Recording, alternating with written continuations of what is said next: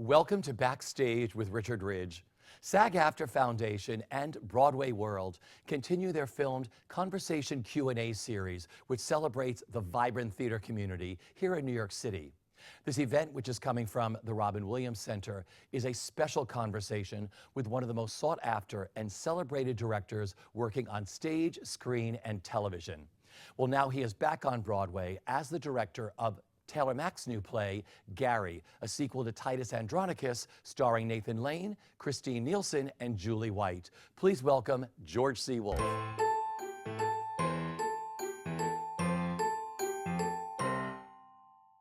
Welcome. You are back on Broadway as director of Taylor Mack's new play, Gary, a sequel to Titus Andronicus. How did this all come about for you? Scott Rudin said, I have a play for you in the middle of directing Iceman Cometh. And I went, I'm kind of busy right now. and so he said, have you read it? Have you read it? I said, no. And then at the Tony Awards last year, at a party, I bumped into Nathan, and he says, I want to do this, and I want you to do this. And I said, okay, well, let me read it. And then I read it, and then I went, oh, this is going to be intense. And then I guess about a month or so later, I said yes. So that's sort of how it happened. And and then I had a couple conversations with Taylor, and we just started working on it. I started working with Sandro Loquasso, the designer, in August. July, August, something like that. And then we did a workshop in October, and then we took some time off, and then we went into rehearsal in January. And here we are. And here we are, yes, exactly. See, what I love what they've done with Taylor Mack is you brought this wonderful downtown writer who didn't belong to stay downtown. You brought him up to Broadway. So I thought it was really wonderful for you to do. Well, Broadway ultimately is a series of buildings. Yeah. And it's the passion, and it's the heart, and it's the artistry that makes it Broadway. It's just a bunch of buildings, and sometimes those buildings do things that feel like, quote unquote, they belong, and sometimes those things do something like the skin of our teeth, which feel like they don't belong, but they do, or Angels in America, like they don't belong, but they do. And Noise Fuck, I remember there was a huge issue about duh. People were having a nervous breakdown, bringing duh noise, what does that mean, what does that mean? And then it opened, and then it's there. And then after it's there, it belongs. And that's one of the things that I love about it, that each year, the season redefines those buildings, and that's thrilling to me. And so, if a play is challenging and smart and engaging and questioning and says something about our world, even if it was written 400 years ago, a la Shakespeare, or it was written 2 seconds ago, then it's on Broadway. And one of the things that Nathan said, which I really, really love, I'm going to paraphrase him, and he'll tell me about it, but it's just sort of like, he said, I feel like we've earned the right to risk. And he viewed that as a kind of responsibility that, it's like, there are a series of hits that people have had, and when you do that, instead of living inside of what you know, let's venture out into something you don't know, because that's how you keep your muscles and your passion. And I think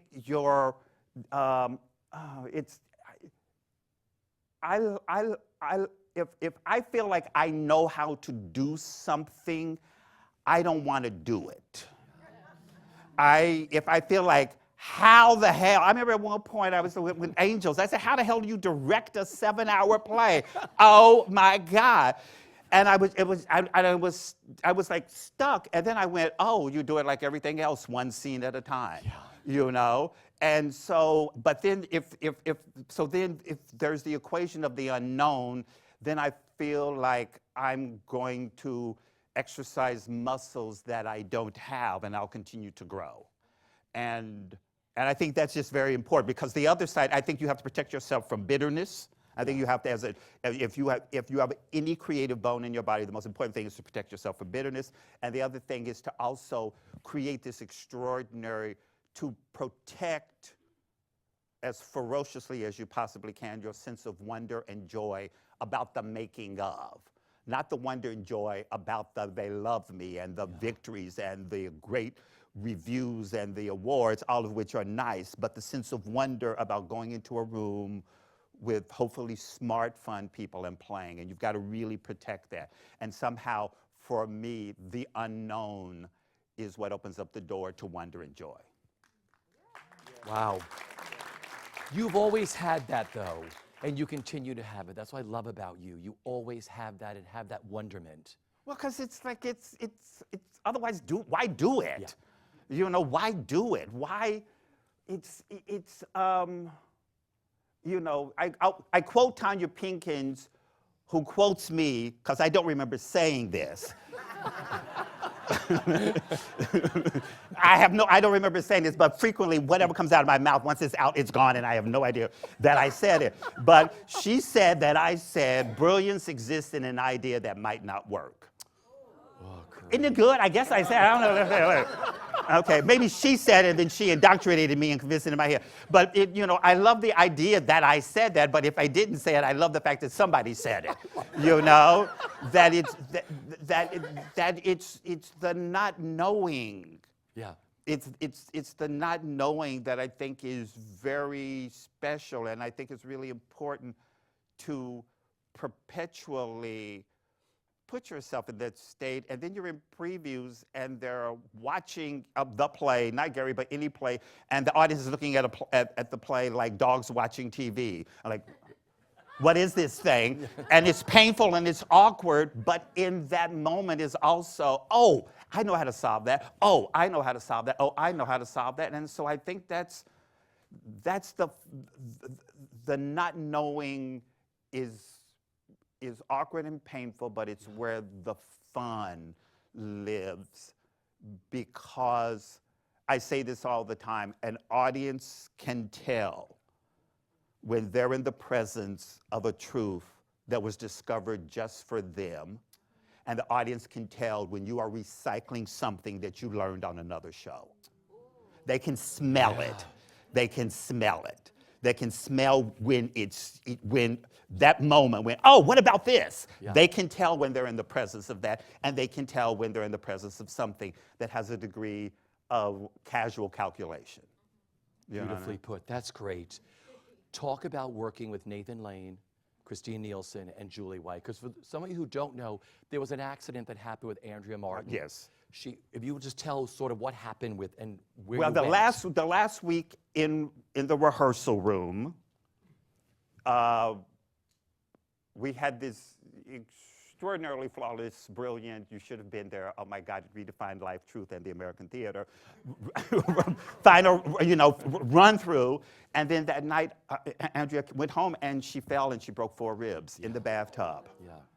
And so we're going into the theater, and she'd worked so hard, and everybody had worked so hard, and we dug and we questioned and we challenged about this play.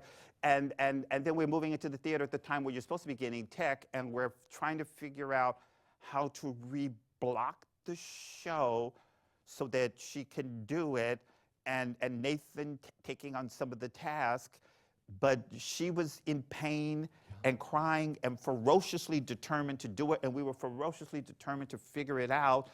And then it became clear that we had to make this horrible decision, and so she stepped aside, and then Christine, who is playing Carol, the third role, became Janice, and then Julie came in and took over where Christine was, and they had a week of rehearsals before the first preview.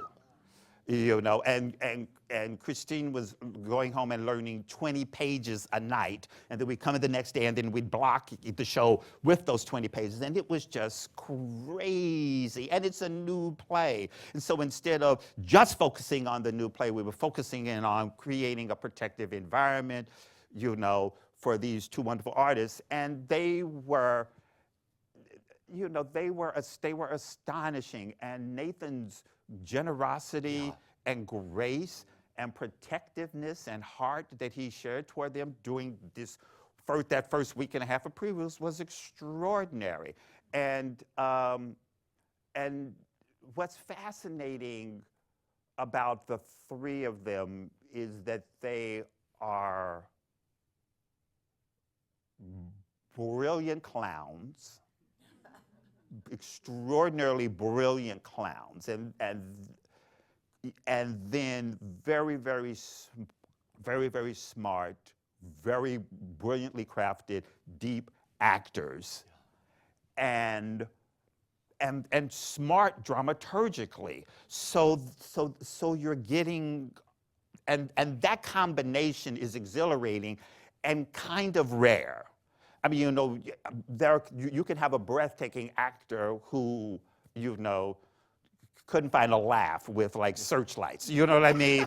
So, you know, and so there's someone who just has that extraordinary, the facility, there's no searching for it, it's there. And they're digging, and they're perpetually digging, and they're perpetually questioning. They're questioning themselves, they're questioning me, they're questioning the play. They're engaging the audience, and they're incredibly very present. So it was, you know, it was exhilarating and fun, then it became scary, and then it became hard, and then it became exhilarating and fun again. And that's sort of the journey that it's gone on.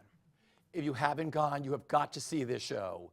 I mean, just to watch those three comic geniuses and three of the finest actors work is really, really wonderful. Truly. How did you find your way in? Because you're such a collaborator with not just the actors, but with everybody you work with. Santa LaQuasto, lighting, all of the costumes, that all works together with you. This is so visually stunning to watch. What unlocked this for you? I don't know. I mean, I ended up doing, interesting enough, Titus Andronicus was my favorite play in college. Okay. I loved it, you know, because I was an actor briefly, but I have too many control issues, so that's not going to happen. So I was an actor, you know, and in Titus Andronicus, there's Aaron the Moor, who is black, and then there's Othello, who's black. So I thought, okay, I could do those roles. And Aaron was fascinating me because he had no remorse, and he was a villain.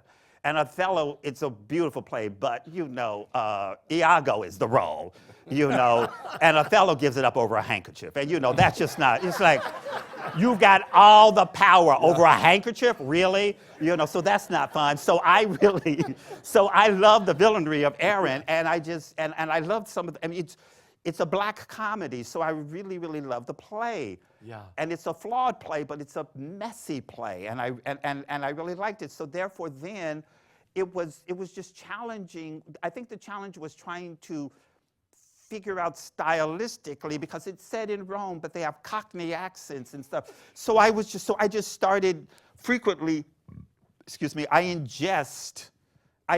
try to ingest as much information as I possibly can. I studied Joan Littlewood, and you know, and so that was interesting to me, and I'd always loved Brecht, so I looked at some of that. So I was just trying to find images and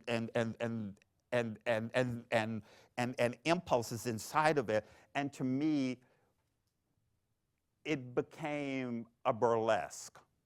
It's a burlesque, and there's a kind of degree of, and I mean this in an exalted way, there's a kind of vulgarity to it. And when something is that raw, that means there's something fragile on the other side of that. And so I was really intrigued by that dichotomy. And so we just started playing and figuring out what this room was with Santo, and then figuring out these bodies, because I wanted them to be ridiculous, and at the same time, so if they're lit one way, they're ridiculous, and if they're lit another way, you realize it's just all these bodies. And one of the things that I think is really extraordinary about what he's writing about is people in power create the brutality, and people without power are called upon to clean it up. And what, you know, and what happens, and what happens when people without, you know, there's a line, how do you create hope when chaos permeates? And that's what he's wrestling with, and I think that's what we're all wrestling with right now. We're just dealing with an incredibly not subtle degree of vulgarity going on. and it can render you numb, and it can render you overwhelmed because you're sitting there going, oh my God, I can't, and then another horrible thing. You go, oh my God, I don't, and then another thing. And that pile on there's a kind of spiritual inertia that can set in. And you just really have to passionately, rigorously fight to not let that happen. And so that's what the play is about to me. A character prior to the play beginning has discovered that they have an agency that they didn't know they have. And through the course of the play, he empowers and indirectly empowers two other people to discover that. And so that, at the end of the day, you're looking for stylistic and how is this powerful and funny and silly and wonderful. But then also, ultimately, you're telling the story of people discovering that they have power and potency in a world that is full of chaos. And I went, that story needs to be told. And also, I realized at one point that it is Shakespearean just in the sense that a line of exquisite beauty can come right next to a series of fart jokes, and that I love. I love it. So in essence, the audience become like groundlings, watching this thing. So it just became, and also it was one of those projects where you figure out what it is, and then you go, no, I don't know what it is. And then you figure out what it is, you go, no, I don't know. And that process just keeps on going and going. And then it became very interesting to me to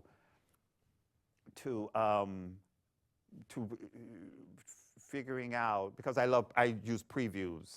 I mean, I hate previews, but I love previews, you know, because it's your final scene partner is there, the audience.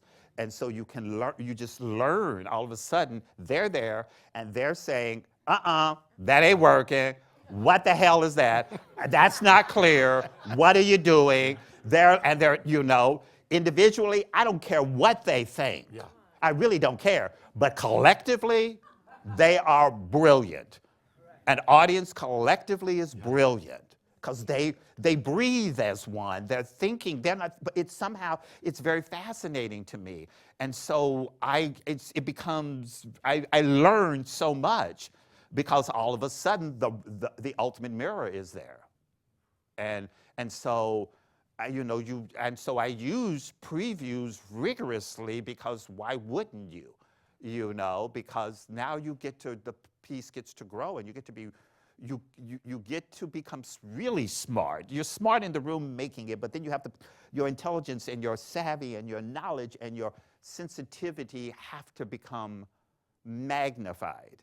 And you have to do that naked because you have to be vulnerable to it. You can't protect yourself from it, you know, and so it becomes painful, but you have to be present because otherwise you're wasting it.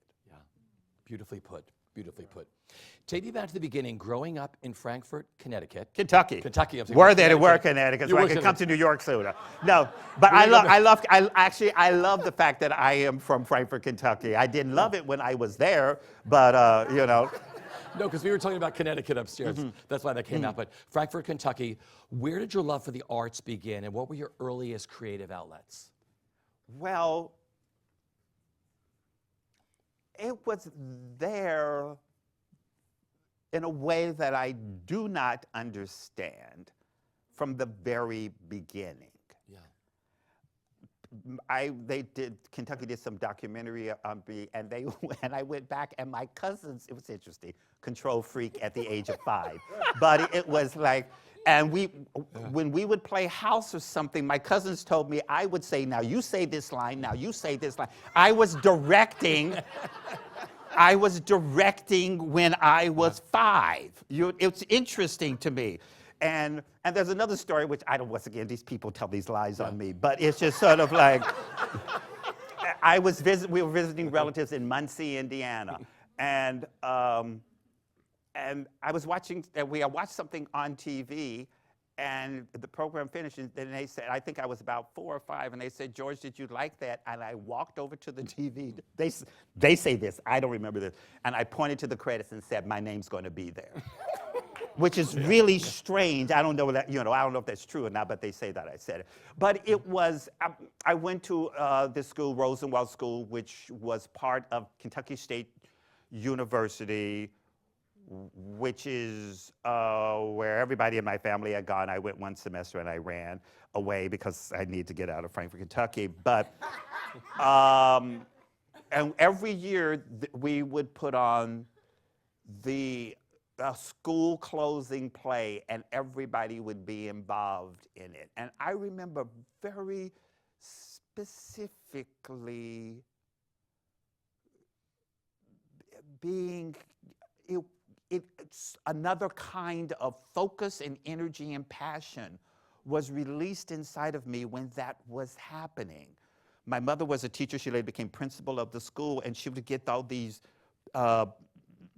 magazines, teaching magazines, and there would be plays, and I would just read the plays. I would read, plays that were for 2nd grade and 3rd grade. I was obsessed with plays.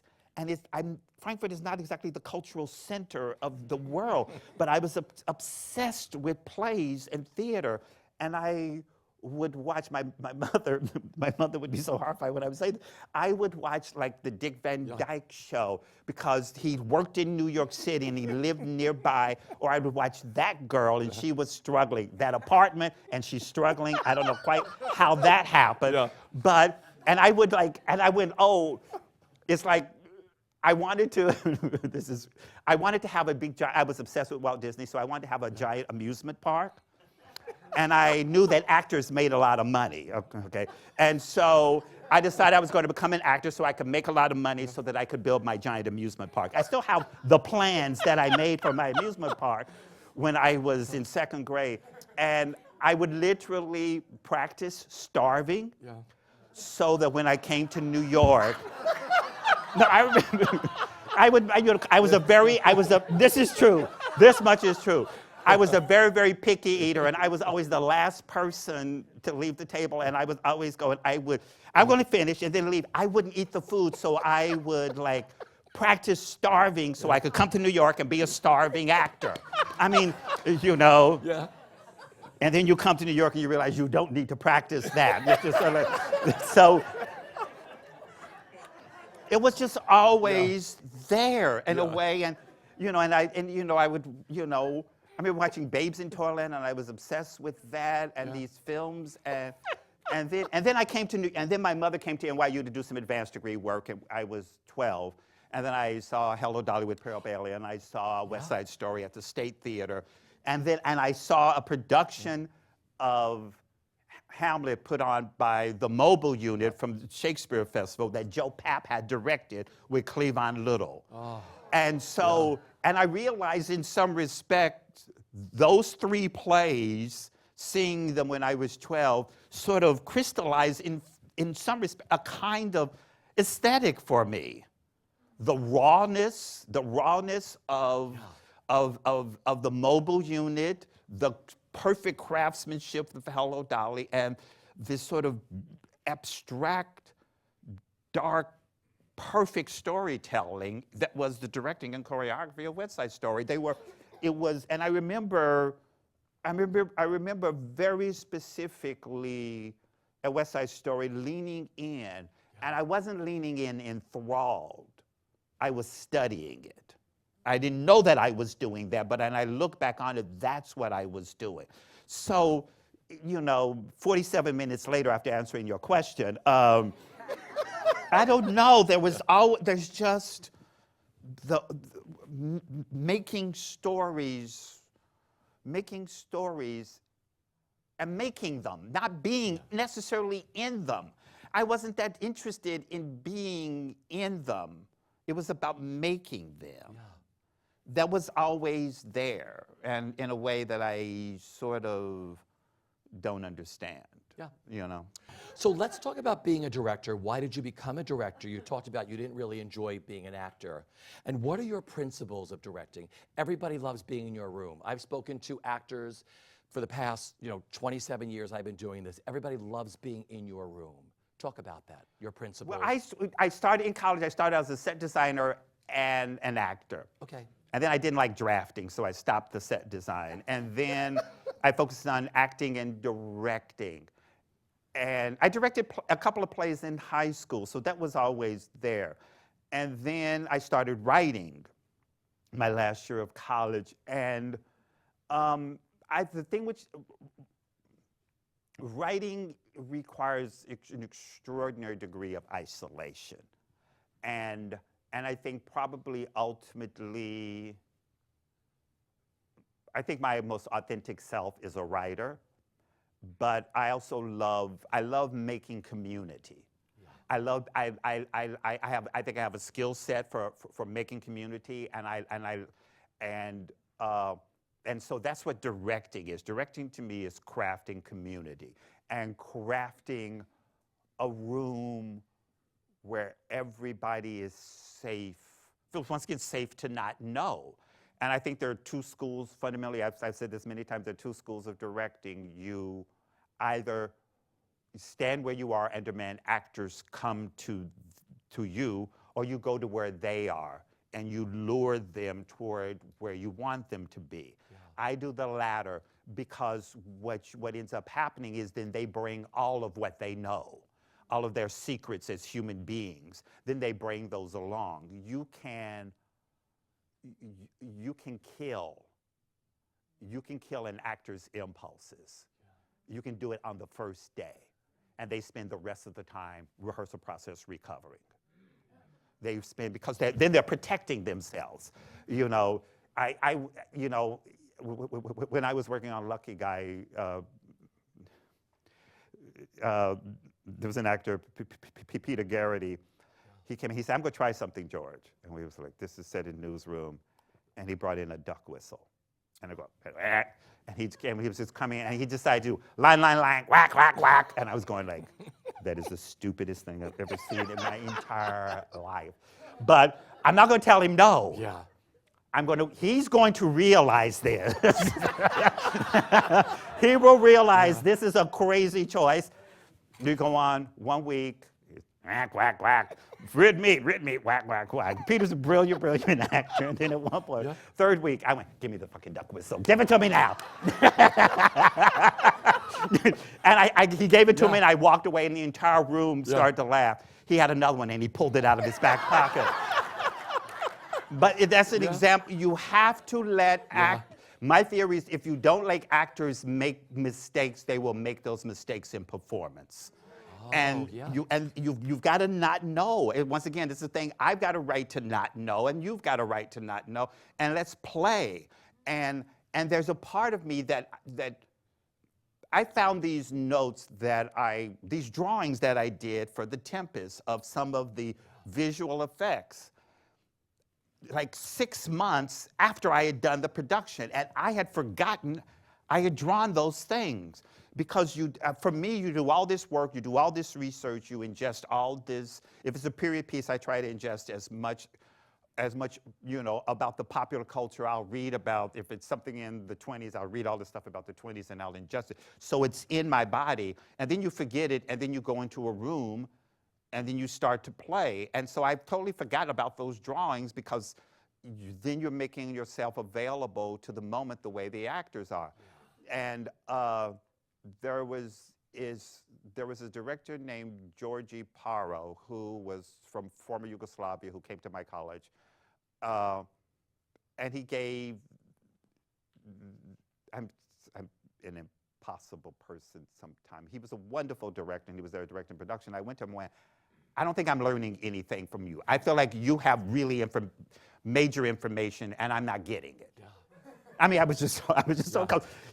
And the next day, the next class, he came in, and he did this unbelievably brilliant. He explained theater, and he explained that the director is the ideal audience until the real audience shows up. It was this series of very smart, just like almost like an owner's manual for the making of theater and an owner's manual for the making of directing. And then he gave me a copy of the notes. to me after that class.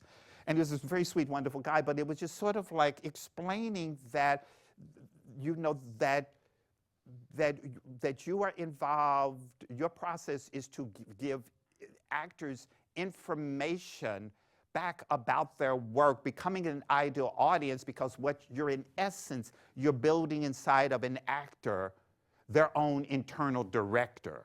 So that in performance, they are crafting organically a series of choices that you have collectively figured out in the room. Yeah. So it's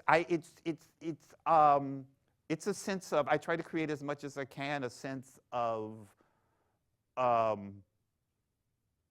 play. I ask a lot of questions so as to try to get actors to let go of what they think they know, so that they can make themselves available, once again, to the unknown, because in the unknown, there's something more dangerous and interesting that's underneath. And also,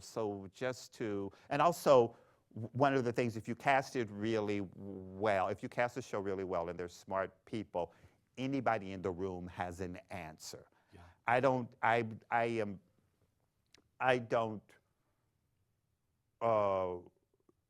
have to have all of the answers. Somebody can say, what about this? And if it's smart, yes. You know, if it's not smart, we'll try it, but I don't know. But then it's just, you just have to, it's a collaboration, or as Robin Wagner used to say, yeah. He said, a collaboration is a word directors invented to make everybody feel good about obeying them. Which I love, you know. So it's probably a little bit true, but you know. So it's just I love working with actors, yeah. You know. My final question is, what is the best bit of advice that you've been given, either personally or professionally, that you live by? Oh, that's interesting.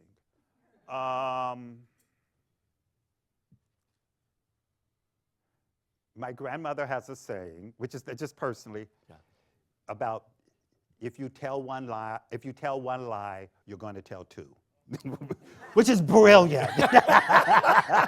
So once you start those lies, yeah, yeah. You're not going to just tell one lie. You're going to tell. So careful when you start the lying, and which I love. Yeah.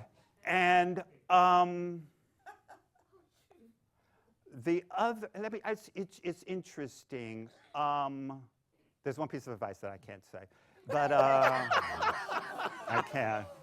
It just stays here. Nah, yeah, right, yeah. And all the people watching, yeah, or not. But it was just ferocious. Protect your joy. Protect your joy. Ferociously protect your joy. Don't let anyone, mama, daddy, lover, you know, accountant, IRS, don't let anything contaminate your joy about the thing that you love. Because that's, you just can't, you don't do that. Don't let a bad review, don't let a horrible person you're working with, yeah. Don't let you have to work really ferociously, because if somebody takes away your joy, you have to be careful, because then resentment can set in, and then bitterness can set in, and bitterness eats talent. It eats it. It will eat, I've seen it in people, it eats talent. Joy just makes you sad. Losing joy, but the sadness gives way to resentment, gives way to bitterness, and bitterness will eat it, And your talent, I've worked with people who they've so much the rage, and you know, I'm a very angry boy too, but I use anger as fuel. Yeah. But it's not, I make sure it does not get anywhere near the joy of the doing or the making or the discovery.